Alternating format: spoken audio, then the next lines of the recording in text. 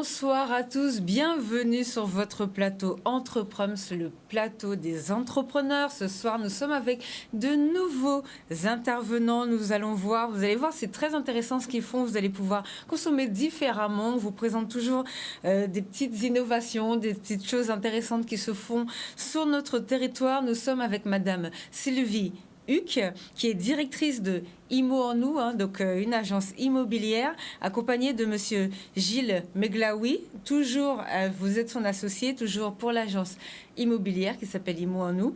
Et nous sommes avec Madame Raïssa Poulier. Bonsoir. Donc, et vous, vous avez une société de e-sense marketing. Alors, il va falloir nous expliquer déjà ce que ça veut dire, parce que e-sense marketing, on comprend que c'est sur Internet, que c'est sur l'ordinateur. Est-ce que c'est pour comment avoir du sens? Vous allez nous expliquer tout ça, et vous êtes consultante en marketing, donc dans le e-sense. Donc, merci à vous d'être là ce soir. Mais avant de commencer, vous avez compris qu'on ne va pas faire une émission sur la réforme des retraites, bien évidemment, mais je suis bien obligée de vous faire passer l'information. Vous l'avez sans doute entendu, le Conseil constitutionnel a validé les 64 ans. Donc, on va faire une émission dessus encore, pas ce soir, bien évidemment. On va peut-être attendre le 3 mai. Donc, on va regarder aux alentours, puisque le premier RIC qui avait été déposé par le gouvernement de gauche a été rejeté en même temps que les 64 ans ont été annulés, mais visiblement il y avait peut-être un vice de procédure. Il y aura l'avocat qui va vous expliquer tout ça, un petit peu comme ce qu'on fait lorsqu'on parle de la réforme des retraites, afin que vous compreniez bien quels ont été les différents cavaliers législatifs qui ont été utilisés. Et là, un deuxième RIC avait été déposé donc hier, qui a été enregistré par le Sénat hier, qui est arrivé au Conseil constitutionnel, et ils vont l'analyser le 3 mai, il me semble, pour la date. Donc voici l'information de ce soir. Avant de commencer l'émission, je suis obligée de vous poser la question: qu'en pensez-vous de cette histoire de 64 ans validée? Est-ce que vous étiez pour ou contre la réforme? Parce que nous, dans notre émission, on a reçu des syndicats qui étaient pour, des syndicats qui étaient contre. Chacun a pu donner un petit peu son avis. Et comment vous trouvez le fait que ça a été validé alors que le gouvernement a utilisé tout il y a une accumulation de plusieurs 49.3, 44.3, enfin 44.7, enfin voilà. Qu'est-ce que vous en pensez? Avant toute chose, je dis bonsoir. Merci de nous avoir invités dans cette émission. Merci aux téléspectateurs de nous écouter. Donc moi, à titre personnel, je pense qu'il faut toujours privilégier la discussion plutôt que le passage en force. Quand on voit que nos jeunes, on leur demande de faire minimum un bac plus 5, donc ils sortent au mieux diplômés à 23 ans, le temps de trouver un travail, ils ont 24 ans, et qu'on leur dit d'aller jusqu'à 64 ans, cela signifie qu'ils n'auront jamais le nombre d'annuités suffisantes pour avoir une retraite à taux plein. Et quelque part, c'est une façon d'avouer qu'aujourd'hui, le système par répartition ne peut pas perdurer si on ne met pas une dose de capitalisation. Et au final, comme on n'est plus capable de payer les retraites, et on se dit au final, on fera en sorte que tout le monde n'ait qu'une partie de ce qu'il devait avoir. Mais ça soulève un autre problème, parce qu'aujourd'hui, les générations d'avant ont cotisé.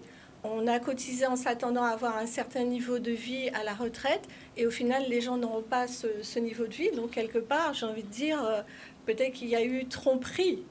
Voilà, mon sentiment.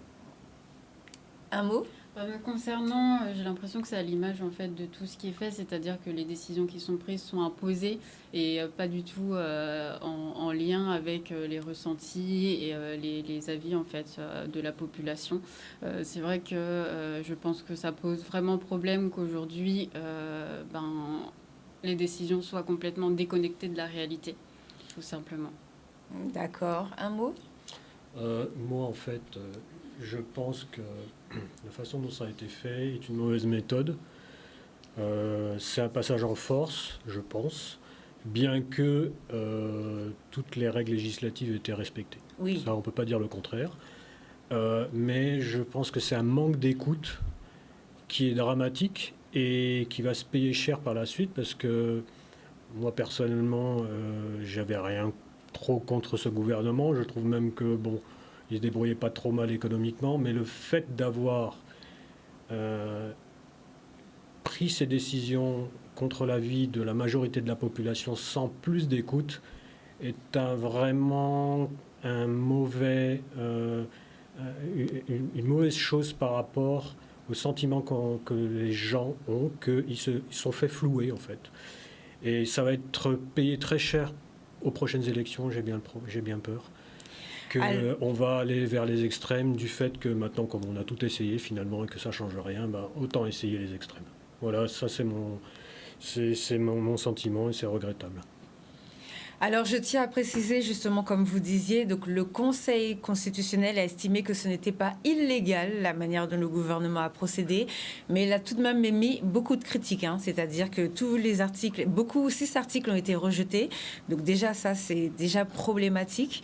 Donc, on va voir ce qui va se passer, et nous, on fera une émission bilan au début du mois de mai, mais le Conseil constitutionnel n'a pas simplement validé en disant un grand oui, Il y a eu beaucoup quand même de contestations qui ont été relevées dans cet examen. Merci beaucoup en tout cas. Donc, est-ce que vous pouvez vous présenter? On va commencer. Qui veut commencer? Écoutez, je peux commencer. Donc, très bien. Alors, si vous pouvez, vous présenter. Voilà, donc Sylvie Huck, une Gourbérienne qui a passé une partie de sa vie à l'étranger, qui a vécu notamment en France, à Singapour, en Belgique. Et donc, je suis rentrée en Guadeloupe il y a un peu plus de 3 ans. Donc, j'ai choisi de retourner au pays et d'investir dans mon île. Donc, j'ai commencé par le secteur touristique, en faisant l'acquisition de biens et en les mettant en location. Et j'avais déjà le projet de l'immobilier. J'ai eu l'occasion de faire un peu d'immobilier à Singapour. Et donc, entre-temps, on a eu l'épisode Covid. Donc, tout ça, ça a été un peu mis en sommeil. Et on nous a, entre parenthèses, libérés. Donc, je me suis dit que c'était le moment de lancer l'agence immobilière Imo en nous. Alors, pourquoi une nouvelle agence? Vous me direz, il y a des dizaines d'agences en Guadeloupe, mais Imo en nous, c'est la première agence solidaire de Guadeloupe. C'est-à-dire qu'il est inscrit dans nos statuts que chaque année, un pourcentage de notre bénéfice servira à distribuer des bourses à des étudiants guadeloupéens. Parce que pour moi, c'était important que si je reviens chez moi, j'investis. Si les gens me font confiance et qu'on engrange des bénéfices, il n'y a pas de raison que la population n'en profite pas. Je m'inscris dans une démarche, je dirais, profondément humaniste. Et donc, c'est important pour nous et pour mon associé également. Parce que pour nous, l'avenir de la Guadeloupe, c'est sa jeunesse. Donc, c'est pour ça que j'ai décidé de cibler cette population. Donc, voilà.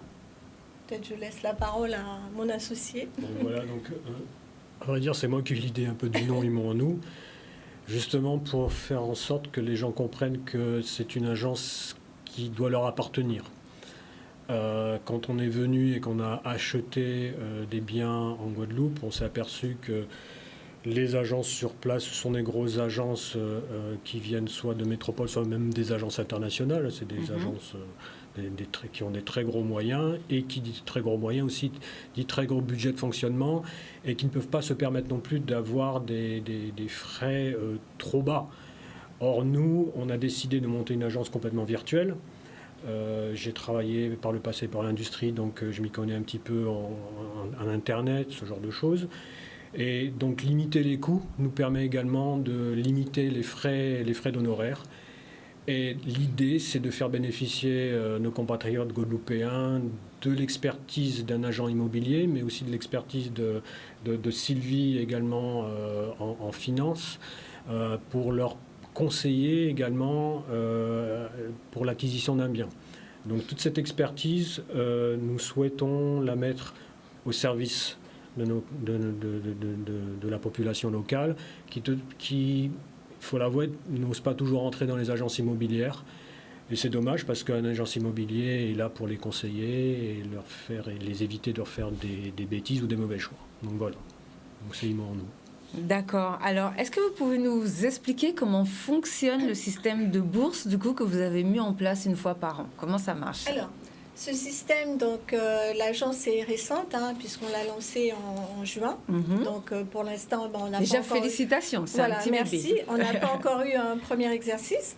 Donc la bonne nouvelle, c'est que les compatriotes nous font déjà confiance. On a déjà rentré plus d'une dizaine de biens. Là, dans les 15 jours qui viennent, on va encore rentrer 5 biens. Donc le bouche à oreille commence à fonctionner.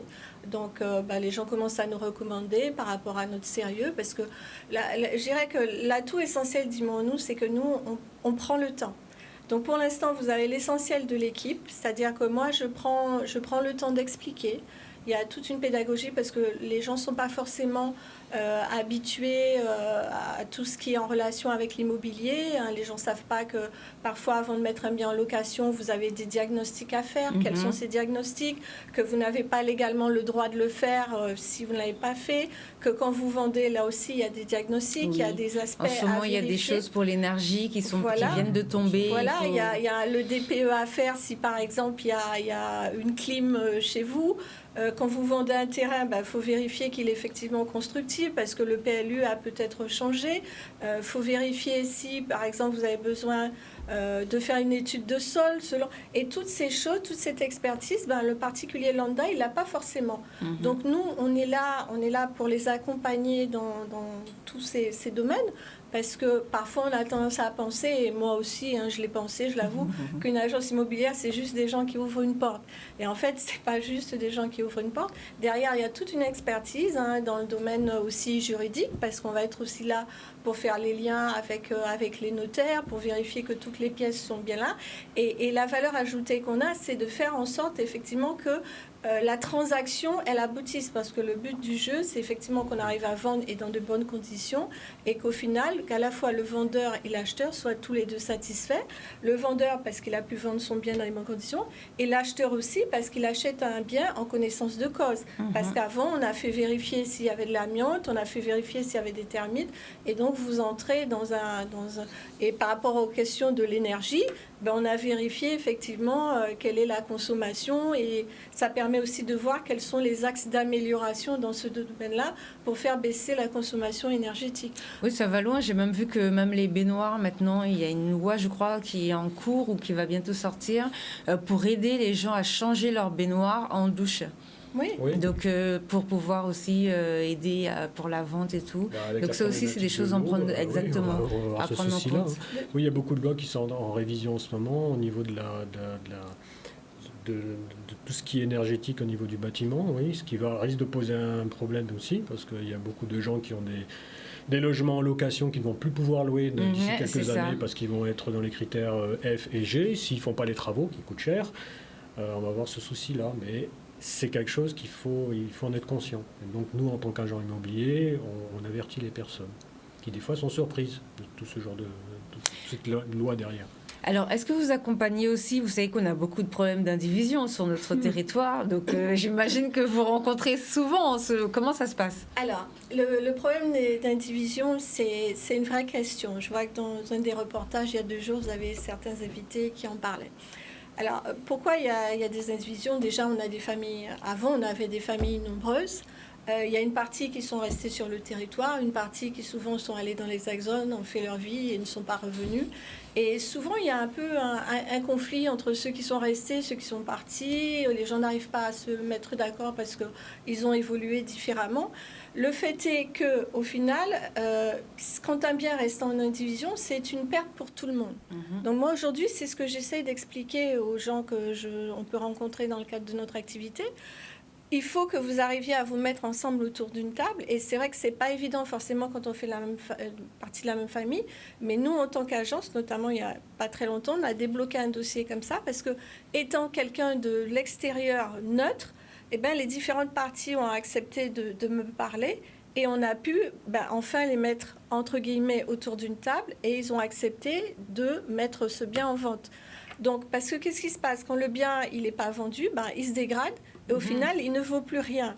Donc moi, j'essaye d'expliquer aux gens, si aujourd'hui vous avez un bien familial qui n'est utilisé par personne pour différentes raisons, hein, parce que peut-être que c'est en pleine campagne, il y a pas, souvent c'est parce qu'il n'y a pas du travail à ce niveau-là, les gens doivent se déplacer, mais par contre, ce bien, il peut intéresser quelqu'un. Moi, aujourd'hui, j'ai des cinquantaines de demandes depuis que j'ai ouvert l'agence Simon Nou, des familles locales, des compatriotes aussi qui sont partis vivre en France, qui veulent rentrer, des retraités qui me disent, Sylvie, si vous pouviez me trouver même une petite maison avec un petit jardin. J'ai un monsieur qui m'appelle tous les 15 jours, je lui fais un petit clin d'œil, qui me dit, oui, je veux absolument, il n'a pas besoin d'être grand le jardin, mais je veux faire un petit poulailler, et voilà. Et donc, moi, je vois ces maisons, ça me fait de la peine, parce que je vois qu'elles tombent en ruine. Et au final, non seulement elles vaudront zéro, mais derrière, il y a les impôts qui continuent à courir. Donc, il y a un moment donné où quelqu'un va